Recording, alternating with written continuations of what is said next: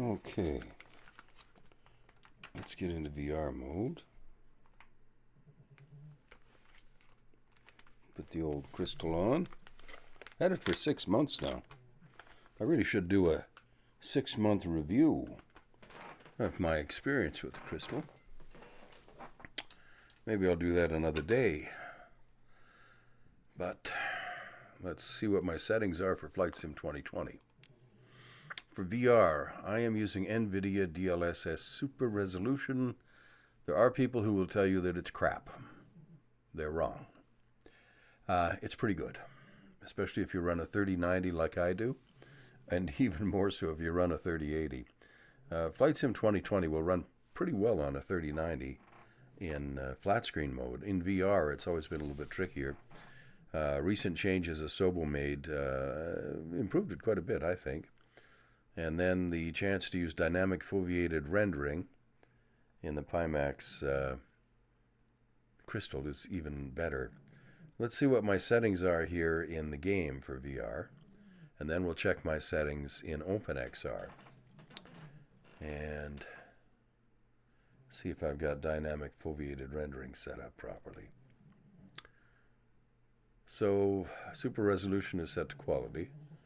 AMD Fidelity FX sharpening, that's set to 100. Don't really know what it does. I've got reprojection mode off because I often use turbo mode in openXR and it does not play well with reprojection mode.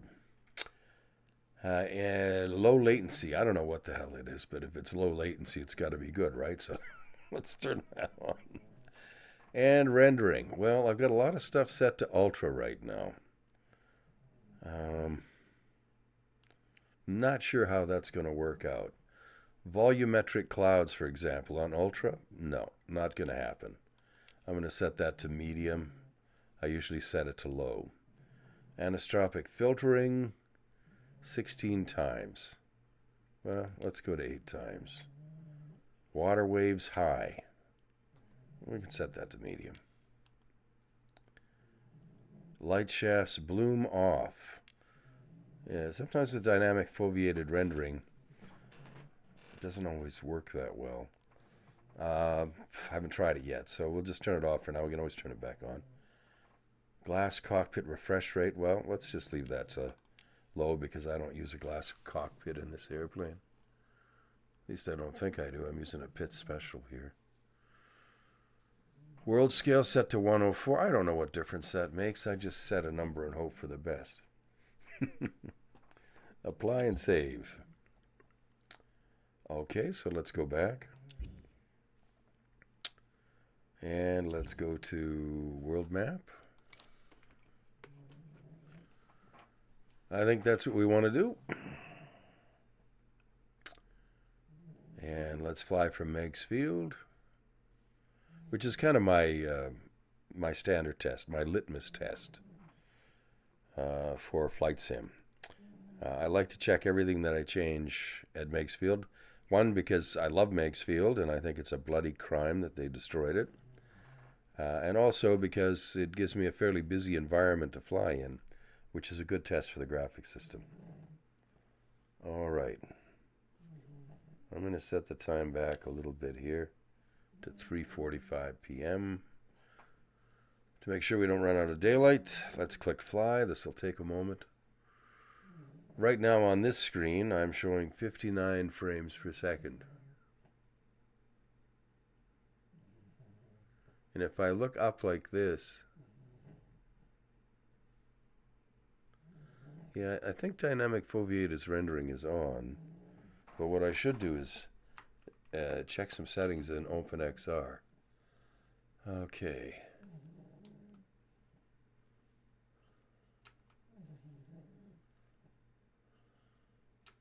Is that on menu? No. Okay, apparently not. All right, let's just see what I have to do here.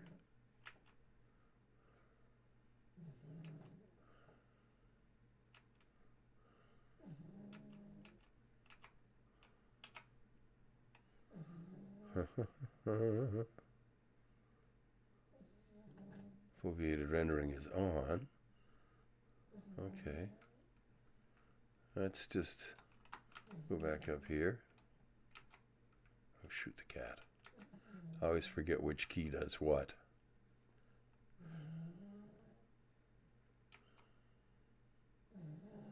Field of view. Leave that alone. Menu. Leave that alone. Tower Pits Inputs, Alpha Sierra X-Ray Golf Sierra ready for straight out departure at runway 36. Pits Alpha Sierra X-Ray Golf Sierra altimeter 29er.9er 21 straight out departure approved. Cleared for takeoff runway 36. Well, I guess we'll leave everything as it is. Pits X-Ray Golf Sierra. I think I'm just going to turn audio down a little bit here while we're sitting in here. If I can figure out how to, there we go. Let's go to general options. I'm going to turn the plane audio over because the last video I did, turn it down a little bit. Last video I did, the microphone was kind of drowned out. I use the master volume down a little bit. I use this room as my recording studio primarily, and as a VR flight sim place secondarily. So, excuse me, I have my preamp and my amp set up for recording voice. And if I don't forget to adjust it before I get into VR, you can wind up with a video that has voice only in one ear or voice too low in relation to the engines. So, and let's apply and save and go back and resume. Ready to fly. Okay, so our frame rate is low here, which suggests to me that I may not have dynamic foveated rendering turned on properly. Let's go back to this screen. Scaling is on its preset. Eye tracking is on. Yes, that's good. Performance mode. Pattern is balanced. I don't know what the hell that means. But let's set it to balance. That's good. Exit menu. Let's see if I can go to, I don't know if you'll be able to see this. I want to go to here. The Pimax XR runtime. I don't know if it's going to show up for you. I'm recording in OBS, but I want to make sure that I have dynamic foveated rendering. Eye tracking is on. That's good. I've got quad views on, but that doesn't matter because it's not enabled in Flight Sim 2020. All right. Not sure what else to do. I don't think you're supposed to turn it on in PyTools. I don't think you're supposed to.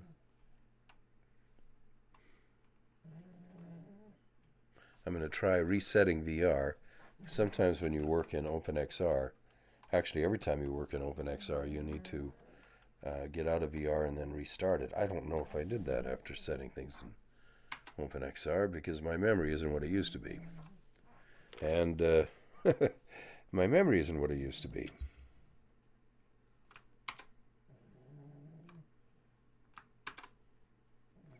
I don't want to go to the main menu. I just want to go. No, we're not getting there. Okay. Cancel that.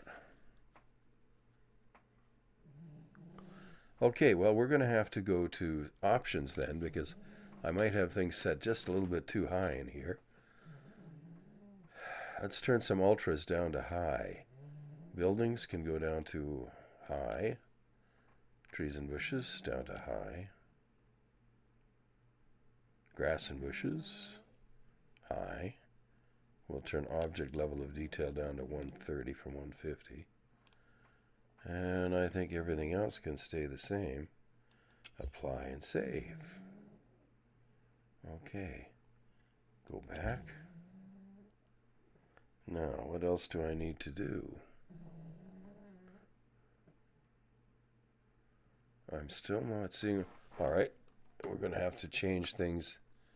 Let's go to System, and we'll change.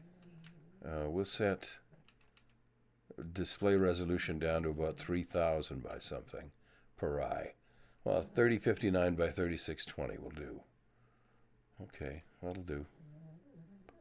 That'll do, pig. All right.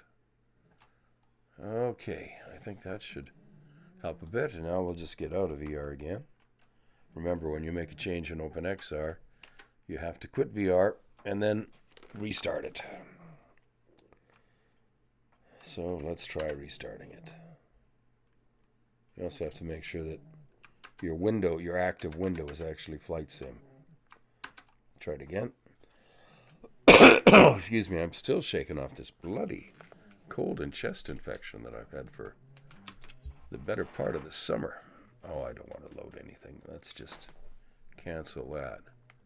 Oh, see, now we're showing 45 frames per second, 43, 44.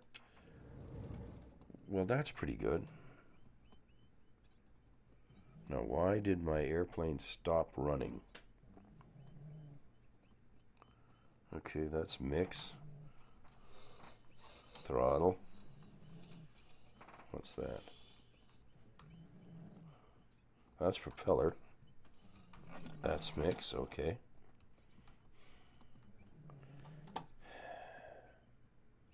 Have we got a starter here? Well, let's try using my. There we go. Give it a little bit of throttle. Give it some full mix. And we'll try that. I'm using my control panel from Logitech. Right now I'm setting magnetos to off. I'm going to turn it all the way over and use it to start. There we are.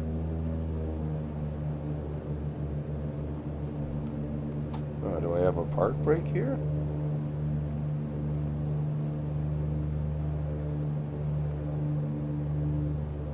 Alternate air.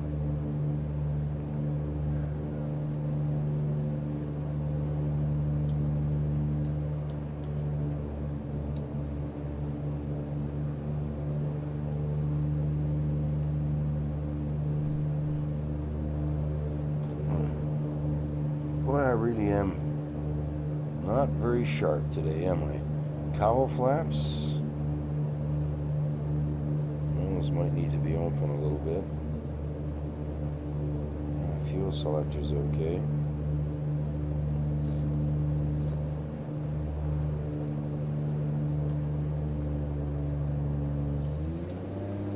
Just had to advance the propeller setting. Okay. Use the rudder to try and stay straight. Whoa, Nelly, this thing. This is like the second time I've flown this thing. It's freaking awesome. In real life, boy, I'll tell you what, this would be way too much airplane for me. Way too much. But it's fun in Flight Sim. 45 frames per second, GPU headroom plus 100%. Well, that sounds impressive, but I have no idea what it means. Wow, nice roll rate.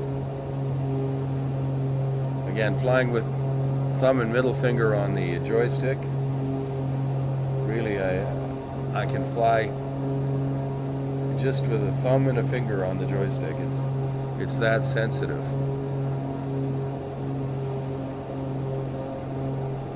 I should have an elevator trim here. There we go. Pull the power back a bit.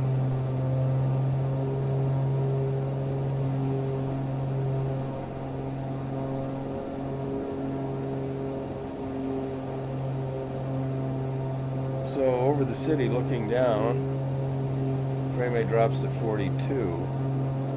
Okay, now before I had dynamic foveated rendering on, I was getting about 32, 35 frames per second at about this setting.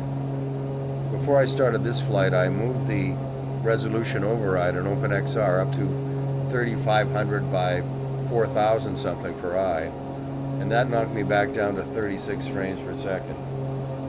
And I really like to be over 40 if I can. 45 is really nice. But this is, you know, definitely smooth, right?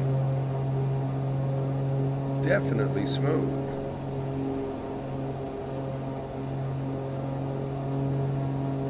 Now, what are my settings? Well, we walk through those. But I'm playing in 72 Hertz mode in Flight Sim 2020. So you could use, you know, what do they call it? Frame doubling, smart smoothing? To guarantee that you get, you know, half of whatever 72 Hertz is, about 37 frames per second. And you can actually set that in the Pimax XR runtime, I think. I haven't messed about with it much because, to me, this looks really good. I mean, it's it's the Crystal. It's astonishingly good. I can't wait to see. Excuse me. This getting old ain't for sissies, I'll tell you that. But I've said that before. I'll say it again. I can't wait to see what we have next year and the year after. There's a lot of other VR makers and Pimax who are coming out with better and better VR experiences. I heard a rumor about the Pico 5. I'm not sure I believe the numbers on it, but it would be great if they're true. Talking about an eye resolution of 3840 by 3840 per eye. Need great lenses for that, and quite a good GPU. But if it's available, it would be nice if something like that came with DisplayPort 2.1 ability, because it's going to need a lot of bandwidth. Again, sorry. And then we have the Somnium, which is, you know, the XR1, is it? Which looks pretty interesting. It's coming out. My friend Steve over at VR Flight Sim Guy says that the Quest 3 is actually pretty good. But it's kind of a, in some ways, equivalent of the Crystal, in other ways, half a generation behind. But it's also, you know, just over, what is it, about 60% of the price of a Crystal? So, and you might have to buy base stations for it, so that adds a little bit more money, but even so, it's a pretty good buy, I think. I can't afford to buy all those headsets, and I don't consider myself a reviewer or what do they call them, an influencer? I mean, I don't actually ever expect anybody to send me anything for free to review.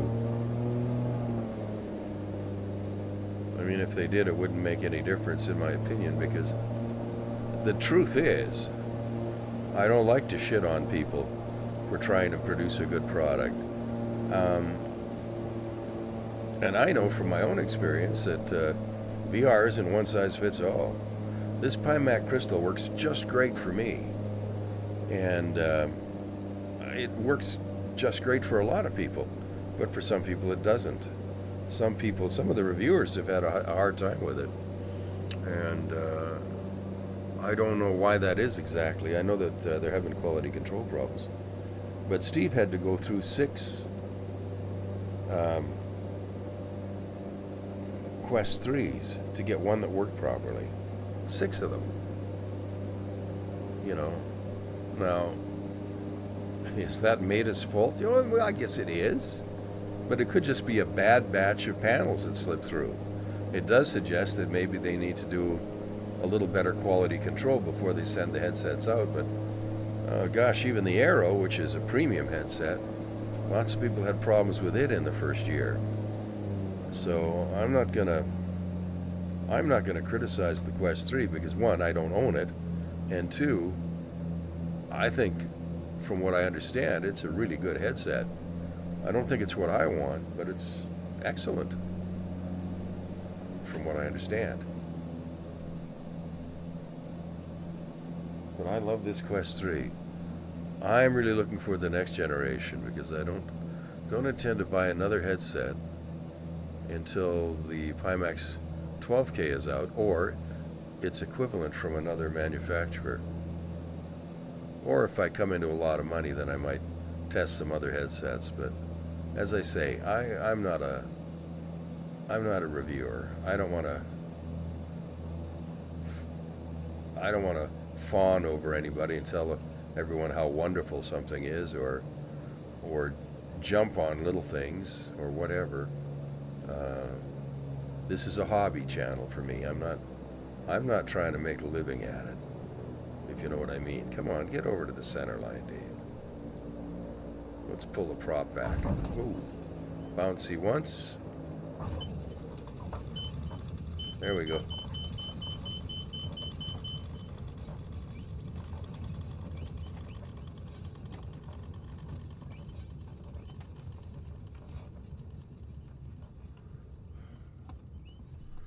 All right. We'll just coast off the runway here. Well, that was not a very good landing. But if you've been around the channel for a while, you've probably seen me make worse. I really like this Pith Special. It's a lot of fun to fly. I have never flown anything. I have flown something like the Pith Special. I flew a Christian Eagle briefly. A friend of mine had one, and he was a far better pilot, is still a far better pilot than I'd ever be, but he let me fly it. I did not have the nerve to try landing it, nor would he have been foolish enough to let me try. Now, I'm just looking around here, and I'm seeing a little bit of shimmering along the fence line. I think there may be a few things yet that I need to turn off and modify in dynamic foveated rendering.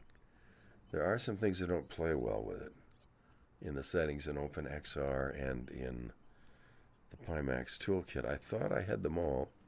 I followed the directions that I found online, and I'll put a link to it because the fellow that did the video for it on YouTube did a wonderful job, far better than anything I found. For me, anyway, it was just step by step, everything that I needed to know to get dynamic foveated rendering working in openXR on the Pimax Crystal. And he also actually wrote a little program that helps you use quad views in DCS along with DFR. And it's called the Quad Views Companion. I put a link to it in my last video. If you're running DCS, you're really going to want that. You're going to want to use quad views and dynamic foveated rendering. And to do that properly, you're going to want to have the Quad Views Companion. Wonderful work. You know, there's a lot of people who put a lot of their own personal time in making VR better for all of us, and that's why I like to mention them. I've just lost the name of this gentleman. It's Mouse something. I'm pretty sure he's a DCS guy. And anyway, I'm going to put a link to his video underneath or in the comments area or the description area for this video. And I hope you'll check out his video and maybe check out his YouTube page for that matter. Really, really an outstanding video. Very, very well explained. And of course, Matt Buccianeri needs support from all of us. He deserves it, that's for sure. So if you get a chance, go to Matt's webpage. He's the guy who made the openXR toolkit and the Pimax runtime that goes along with it. So he's got a webpage, and if you find it, there's a way to support him with a little help financially, and you know, I think he certainly has earned it with all the stuff he's done. I appreciate it. You know, this is this has become my main hobby, and the channel's purpose here is to share that hobby with you guys, to give you help, and occasionally, about as often as I'm able to give help, I get help from my viewers. So it's a really, I like it to be a space where that can happen. And I'm running out of voice thanks to this chest infection. So I'm going to log off now, and I hope you enjoyed the video, or at least it was useful, and that you'll come back and visit again soon. Maybe even, may I wish upon a star? Hit like, if you would. Subscribe, if you would. I'd love to see you again. We'll talk soon.